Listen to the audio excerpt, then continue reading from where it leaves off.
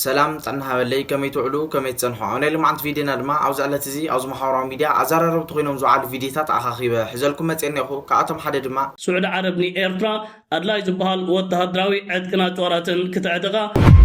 حجي ايرترا ناب قبراو سقمتات تسقاقيرا سعود عرب كان ايرترا اتقالو زبال زدلي عدكنا توراتن مسالتين زياتن السلالفة صبيان انصار ኢትዮጵያ ንዝግበር መጥቃዕቲ ዲፕሎማሲያዊ ወታደራዊ ደገፍ ማህበን ዘይተርፊ ሰበር መረጃ የብልጽግና ሚሊታሪ ታርጌቶች ኤርትራ ውስጥ ይፋ ሆነዋል። አብይ አህመድ ምስኡን ሰርሕና ዝብሉ ዘለውሲ ንኤርትራ ወንክ ወግ መሲልዎም ኮይኑ ብልጽግና ቀጥሎ የማሳዋ ኤርፖርት እና የአስመራ ኤርፖርት የመጀመሪያው ታርጌቱ እንደሆነ ብልጽግና የኢሳያስ አፈወርቅ መኖሪያ ቤት ታርጌቱ እንደሆነ زياتهم كالوتن نزي على تزي كالوت حدش تحريتات بحرب مخان كنرينا سناي مكتتا انو سدك عبيتي نشانل زي حدش لهمكم ساعات لايك شير سبسكرايب داغوركم جمروا نقصل شمارك ستوطات تلتي كم اتو مدو كوننا بتمال علت وجه غداي مينستر سعوديا ناو ايثيوبيا كم زعتو زرسع غداي كون نعو سعيبو خا عقاول زغورلو اتو ريدوان حسين انتخون وجه غداي مينستر سعوديا دما اتغندي ناو ايثيوبيا زمصلو مخنيات نيثيوبيا نمتنقا زاكليو እና بلنا يركب مالتو ون ودطابا شمارك ستوطات تلتي قدم مالنا اسكي الفيديو ستخطتي لنا نملس كنت عنتو يزبلكو ناي وصاو غدا مينستر ناي سعوديا بريدوان حسين ياك اولا تغيرلو ابي بعلو قدم حجي نتحتو تقبل يدرق نيرو ابزي ناي تمال تغبره اقبابلا كن سعوديا ني ايثيوبيا متنققي كتب كم زمصتن بلاس دما ناي امارات يكون ناي تركي لؤخات ناب አዲስ አበባ ኸዱ ይባላሉ ምናልባት ድሕረት ናይ ግብጽ ናይ ካይሮ ምብጻሕ ናይ ቱርኪ ለኡኻት ቱርኪ ናይ ካይሮ ምብጻሕ መስወዱ እንደገና ናይ አዲስ አበባ ከመጽዮም ዝብል ግምት አሎ ባይዘው ከም ዜና ወጪ ከም ሓበሬታ ግምት ዘይኮነስ ሓቀኛ እዩ እዞም ለኡኻት ዚኣቶም ናይ መጨረሻ ራውንድ ዝባል ናይ መጨረሻ ፈተነ ኢትዮጵያ ካብ ትገብሮ ዘላ ናይ ምህዋኽ ኣብዚ ከባቢ እዚ ናይ ምህዋኽ አካይዳ ንኽትቁጠብ ናይ ኢማራት ሓይልታት ድማ ካብ ኢትዮጵያ ክወፁ ደገፍ ነቲ ዓለም ለኻዊ ብግብረ ሽበራ ዝፍለጥ ጉጅለ ናይ አርኤስኤፍ ደው ንኽተብል ኢትዮጵያ ሂባቶም ዘላ ወታደራዊ ማዓስከር ድማ ንኽትዓፅዎ ዘገድድ ሕቶታት እዩ እዚ እንተደኣ ደይፈፂማቶ ኢትዮጵያ ግን እቲ እንኳ አማራፂ ወታደራዊ መጥቃዕቲ ማለት እዩ አብዚ ነዚ ታሪኻዊ ስሕተት እዚ መራሕቲ ኢትዮጵያ እንተደኣ ብጌጋ ወሲዶሞ ኮይኖም ግብፃውያን ትነውሕ ግዜ ጥቆም ጽበይዎ ነበሩ ዕድል ኢትዮጵያ ናይ ምጥቃዕ ዕድል ሎሚ ኣብ ጥራይ ጎልጎል ዝረኸብዎ ይመስል እዚ ድማ ኢትዮጵያ ምስ ኤርትራ ምስ ጅቡቲ ምስ ሶማልያ ከምኡውን ምስ ሱዳን ኣትያቶ ዘላ ዘይቅርዑ ዝምድና ሓደጋ ቃሊዕዋ ከም ዘሎ እዚ ማለት ሉዓላዊ መሬት ናይ ዘን ሃገራት እዚኣተን አንጻር ኢትዮጵያ ንዝግበር ምንቅስቃሳት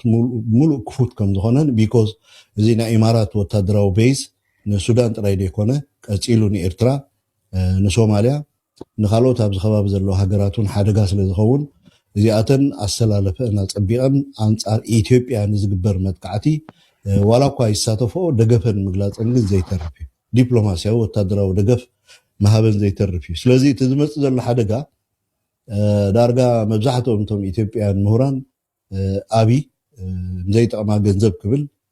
ንኢትዮጵያ ዝብእ ጎቲቱ የእቲላ ኣሎ ስለዚ ሃገር እዚኣ ኣብ ከቢድ ናይ ማንታ መንገዲ ተገቲራላ ዝብል እዩ يفتوا تخطتلتي ات فيديو نتخطتلكم يمثل عمانيل حاونا ويقع ودت عبا كل ነገር ትንተነቢሉ ገሊጽ ወይርከብ ውጭ ጉዳይ ሚኒስተር ሳዑዲያ ናብ ኢትዮጵያ ዝመጸሉ ምኽንያት ንኢትዮጵያ ንኸጠንቀቕ ናይ መጨረሻ ዕድል ንኽህብን እዩ ዝብለና ዘሎ እዚ ጉዳይ ዘርእየካ ድማ ኢትዮጵያ ክንደየናይ ብጸላእቲ ተኸቢባ ከም ዘላ ዘርእየካ ኢትዮጵያ ኣብ ዘይትወጽእ ዓዘቕቲ ከም ዝኣተወቱን ካብ ዝህልው ኩነታት ክንርዳእ ንኽእል ሽምባር ክስፍታ ተኸታተልቲ እዚ ኸብራና እስቲ ናፍቲ ዝቕጽል ቪድዮ ንስገር ቀጽልና ንርኾ ቪድዮ ከዓ በዝሎም ዕለት እዚ መንግስቲ ብልጽግና ኣብ ኤርትራ ታርጌት ከም ዝገበረ እዩ ዝሕበር ዘሎ እቶም ታርጌታት ንሶም ቅድመ ምዝራበይ ግን እስኪ ታ ቪዲዮ ሳታተልና እንመለስ ሰበር መረጃ የብልጽግና ሚሊታሪ ታርጌቶች ኤርትራ ውስጥ ይፋ ሆነዋል እንዲያውም የሳውዲ አረቢያ ፎሬን ሚኒስተር ፈይሰል ብን ፈርሃን አልሳዑድ ትናንት አብይ አህመድን አዲስ አበባ ውስጥ አስጠንቅቆታል ወደ መጀመሪያው ሰበር መረጃ ስመለስ ብልጽግና የኤርትራን ማይነፍሒ ዳም አስመራን ውሃ የሚያጠጣ ግድብ የመጀመሪያው ታርጌቱ እንደሆነ ቀጥሎ የማሳዋ ኤርፖርት እና የአስመራ ኤርፖርት ታርጌቱ እንደሆነ የኢሳያስ አፈወርቅ መኖሪያ ቤት ታርጌቱ እንደሆነ ሾልኮ ወጥቷል። በሚቀጥለው የሳውዲው ፎሬን ሚኒስተር አብይ አህመድን ትናንት በአዲስ አበባ አስጠንቅቆት ነው የወጣው። ኤርትራን ምትነካ ከሆነ እና የሱዳን ጣልቃ ውስጥ መግባት ማታቆም ከሆነ እኛ ራስ ነው ምንመታም ብሎ አረጋግጦለት ወደ ሀገሩ ተመልሶ ሽማር ከስቷ ተከታተልቲ እቲ ቪዲዮ ነት ተከታተልኩም ይመስል ማለት እውን ናይ መጀመርታ ታርጌት ብልጽግና ማይ ነፍሒዳ ምስተባሃለ ናይ ኤርትራ ማይ መከፋፈሊ ከም ዝወቅዕ ዝሕብር ዘሎ እቲ ኣብ ካልኣይ ኣቕሚጥዎ ዘሎ ድማ ማሳዋ ኤርፖርት ብማሊ ኣቕሚጥኒ እዚ እውን ታርጌት ብልጽግና እዩ። እቲ ሳልሳይ ታርጌት ብልጽግና ድማ ኣስመራ ኤርፖርት እንትኸውን ኣስመራ ኤርፖርት ንኸወቅዕ እውን ተዳልዩ ከም ዘሎ እዩ ዘርእየካ መንግስቲ ብልጽግና። ኣብ መወዳእታ ድማ ናይ መንግስቲ ኤርትራ መንበሪ ገዛ እውን ታርጌት ብልጽግና ከም ዝኾነ እንዳተሓበረ ይርከብ። እስክፍታት ተከታተልቲ ኣብዚ ጉዳይ እዚ ሓሳብ ዘለኩም ሰዓት ኣብ ቦታ ኮመንት ኣቕምጡለይ። እስቲ ናብቲ ዝቕፅል ቪድዮ ንስገር። አብይ አህመድ ትግራይ ከጥፋኣ ይደልሎ ነዚ ነገር ዘይተረድኡ ምስ አብይ አህመድ ክንሰርሒና ዝበሉ ህወሓት ዝጸሉ ጥራይ አንጻር ረብሓ ህዝብ ትግራይ ወይ ድማ ኣብ ጎና አብይ አህመድ ኮይኖም ህዝብ ትግራይ ከጥፍኡ ዝደልዩ ተጋሩ ክርኢ ከለኹ ብጣዕሚ ዝግረም ዘለኹ ኢሉ ተዛሪቡ። እስኪ ንስማዕ እያ። አሁን የሚካሄደው ውጊያ ትግራይን ለመውጋት ነው የሚል መሆን የለበት፣ ለማጥፋት ነው የሚል ቃል ነው የሚገልጸው። ይሄ መሸወድ አያስፈልግም።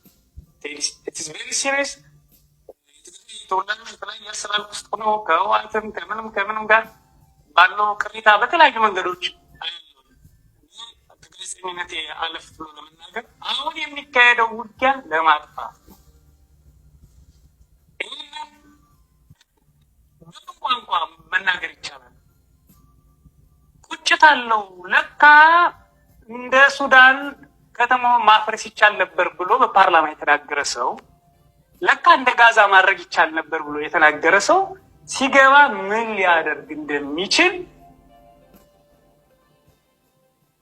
100 አውሮፕላኖች አሉ ብሎ በፓርላማ የሚናገረው አታሸንፉኝም የሚለው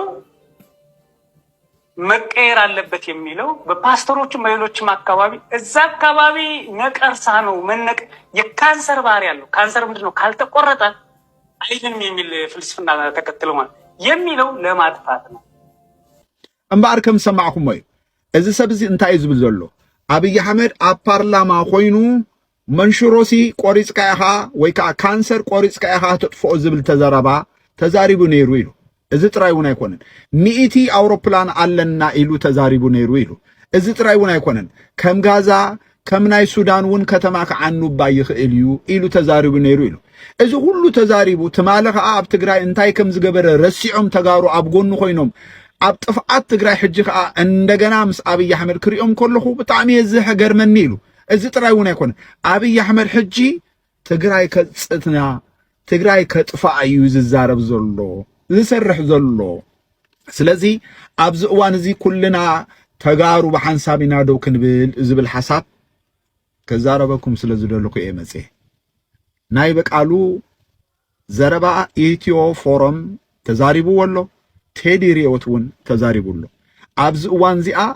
ዲያስፖራ ኮይንኩም ኣብ እቲ ትማሊ ዝነበረ ናይ ትግራይ ኩናት ኣብ ጎኒ ህዝብኩም ገጥ ኢልኩም መኪትኩም ከም ዝነበርኩም ሕጂ ከዓ ከምኡ እንተዘይገርኩም ተድሕንዎ ህዝብ የለን። አብይ አህመድ ንስኩም ምስኡ ስለ ትሰርሑ ዝድንግጸሎ ህዝብ ትግራይ አሎ ኢልኩም ተሓስቡ ተኮንኩም አእምሮኩም ፈትሽዎ ጥራይ ዝብል አለው። አዲስ አበባ ተወሊዶም ወይ ከዓ ኣብዚ ካብ ትግራይ ወፃኢ ተወሊዶም ዝዓበዩ ኣብዚ እዋን እዚ ምስ አብይ አህመድ ምስራሕ ዝሸና ዝብሉ ብዙሓት እዮም። ብፍላይቶም ኣብ ኤርትራ ተወሊዶም ዝዓበዩ እሞ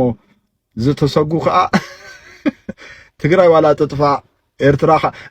ብፍላይ ከዓ ትገርመኩም አብይ አህመድ ምስኡ እንሰርሕና ዝብሉ ዘለውሲ ንኤርትራ እውን ክወግእ መሲልዎም ኮይኑ ይገርም ይጣ ግን ህዝብ ትግራይ ያሕዝነና አነ ካብ አብይ አህመድ ሲ ሎሚ ንህዝብ ትግራይ ጠሊሞም ምስ አብይ አህመድ ኣብ ጥፋኣት ህዝብ ትግራይ ዝሰርሑ ዘለው ተጋሩ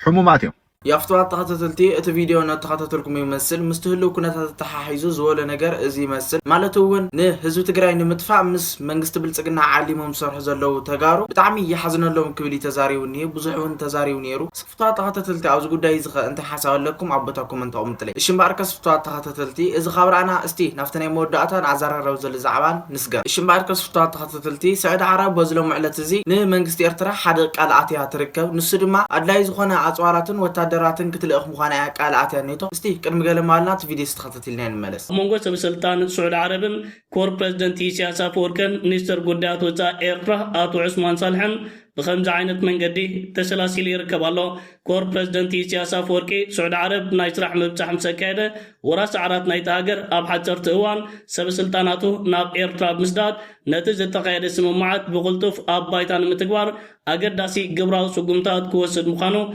قالاتي منبارو تذكر كوينو بزت مالي أب كتم أسمرات تقايد يزركب جل ركبات مغزلتاناتو كويني يزركب أب تشعوان أمونغ إيرتران سعود عربن أب تفلالي مدات أجد داس السمومعات تقتيمهم نيرم سعود عربني إيرترا نتجتاون وتهدراون مداهي قدام نتاد مهاب نحيلاير إيرترا أدلاي جتبها عدكن أجواراتن كمون ودب عسب نممعبال حدك كاب تتوسده وسانن عبيت النتبتات مخانين دعرزت مالي زت خيد ركبات مراقبيتات هاجرات عرب تبتابات حيزن نوتاج ركبات اللوا ميدل إستاي جتبها مربب حبريتا أبدز حلفة 4 معلتات أبجيناتات ناباكم كم زغربناو سعود عربني إيرترا أدلاي زبهال وتهدراوي عدكنا جواراتن كتعدغا مدلواتات تتافف كم جلا أبتبتاباتو قليتو نيرو إيرترا من سعود عرب نتاو قدات ملكت أغدي ما سمو معد كم زختمت زذكر كوينو حجي إيرترا ناب قبراو سقمتات تسقاقيرا سعود عرب كان إيرترا اتقالو زبهال زدلي عدكنا جواراتن مسالتين